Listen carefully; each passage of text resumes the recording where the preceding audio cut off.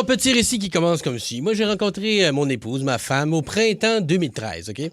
J'avais 28 ans, elle avait 27, parce que, tu sais, sugar daddy, je suis. Et l'idée de fonder une famille est rapidement arrivée dans nos discussions. Et moi, dû à la maladie que j'ai, il y avait des grosses chances que je sois stérile dans la vie, que je puisse pas avoir d'enfants. Donc, en début de l'année 2015, on commence à essayer de féconder. Et ça marche pas. Après 6 mois de tentative, on va chez le médecin, parce que dans ce temps-là, la fécondation était payée par la RAMQ. Le médecin nous donne des tests à passer. Et le lendemain matin, ma blonde fait un test, elle était enceinte, déjà à ce moment-là, qu'on est allé voir le médecin. Et là, on est tout énervé. On est en juillet 2015. On est excité d'annoncer à tout le monde qu'on aura un bébé. Moi, mes parents devaient venir faire un tour dans le coin de Montréal pour leur anniversaire de mariage le 18 août. Fait qu'on s'était préparé une petite mise en scène, accroché une suce de bébé sur une bouteille de vin. Il sort la bouteille de vin, il y a une suce, tout le monde est content. Oh, là, on avait hâte de l'annoncer à nos proches, amis, famille. J'avais très hâte de l'annoncer aussi à mon parrain, Régent, le frère de mon père, Gilbert. Régent, c'est un conteur comme il s'en fait peu. Il y avait un sens du timing, il y avait de l'énergie, tout comme mon père d'ailleurs. J'ai d'excellents souvenirs des vacances d'été, quand j'étais jeune, où mon parrain quittait son appartement de Rosemont quelques jours pour venir chez nous dans son Saguenay natal, les fous rires entre lui puis mon père, les matchs de tennis que j'écoutais avec lui, sans trop comprendre vraiment, puis m'en foutais un peu parce que l'important, j'étais avec mon parrain.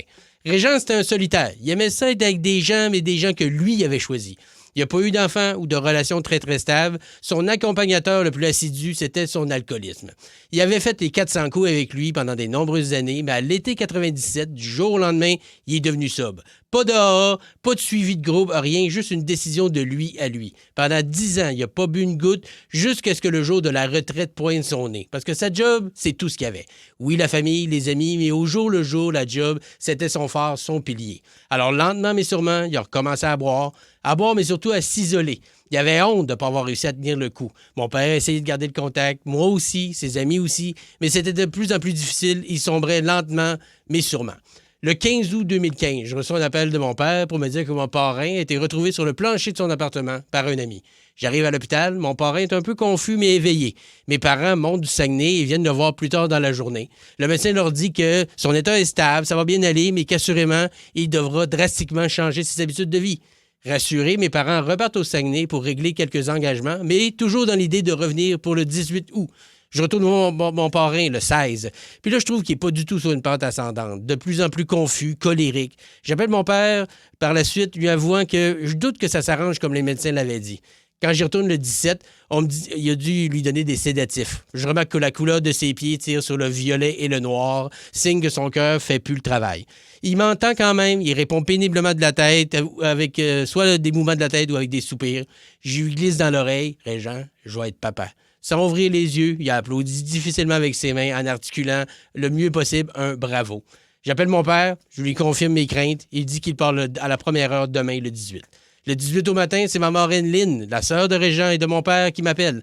L'hôpital vient de communiquer avec elle. Il n'y a plus rien à faire. Ils vont lentement monter la dose de morphine pour l'endormir tranquillement, une bonne fois pour toutes. J'arrive à l'hôpital en même temps que ma marraine. On lui tient la main de mon parrain, on lui flatte les cheveux, on se rappelle des beaux souvenirs, on pleure, on rit, jusqu'à ce qu'il libère son dernier souffle en fin d'avant-midi. On quitte l'hôpital, se promettant de se rejoindre chez ma marraine avec mes parents plus tard en après-midi. J'appelle mon père pour lui dire que malheureusement, pas besoin de te presser, Régent est déjà parti. Je vais dîner au resto de Hot Dog, coin P9 et Sherbrooke, le dernier endroit où j'ai dîné avec mon parrain. Sur le point de rejoindre ma marraine avec mes parents, ma femme et moi, on se demande si, comme prévu, on devrait annoncer qu'on attendait un enfant aujourd'hui. Arrivé chez ma marraine, quelques minutes avant mes parents, ma marraine me dit qu'au contraire, c'est le meilleur moment pour le faire. Ils ont sorti la bouteille du sac, ils ont vu la suce. Les larmes de tristesse ont été réchauffées par les larmes de joie. Ça fait 10 ans aujourd'hui. C'était le 37e anniversaire de mariage de mes parents. Il y a 10 ans aujourd'hui, mon père perdait un de ses frères et je perdais mon parrain en lui tenant la main. Il y a 10 ans aujourd'hui, j'annonçais à mes parents qu'il allait avoir un 4e petit enfant alors que les chances étaient quand même minces. Cette date est importante pour moi, ma famille, ma femme, mes parents, ma marraine, mes enfants et maintenant par la bande, un peu tout le monde qui écoute. Aimez-vous, gang, puis je t'aimerai, Jean. Le coup de Simon Delisle. C'est beau, ça. Ouais. fait 10 ans aujourd'hui. T'es fin de le raconter. Ben oui, puis de partager ça avec C'est pas trop bon genre de faire ça d'habitude, mais là, je sentais que c'était nécessaire. Je sais que mon père était à l'écoute. Je sais que 10 ans, c'est une grosse date bien importante pour bien des raisons. Puis c'est pas juste pour des mauvaises raisons. Donc, Moi, le gros cave qui allait dire, tu devrais le faire plus souvent. Ben écoute, je vais essayer de trouver d'autres gens qui... Mais voilà, ça a été... c'est très libérateur. Merci de m'avoir laissé m'exprimer. Tu fais bien de le faire parce que souvent, on se retient pour ces affaires-là. Puis c'est des émotions qu'on vire de bord, qui font mal, qui nous amènent dans des zones souvent avec lesquelles on n'est pas super à l'aise. Absolument. Mais il faut que ça sorte. Il faut Oui. qu'on le raconte.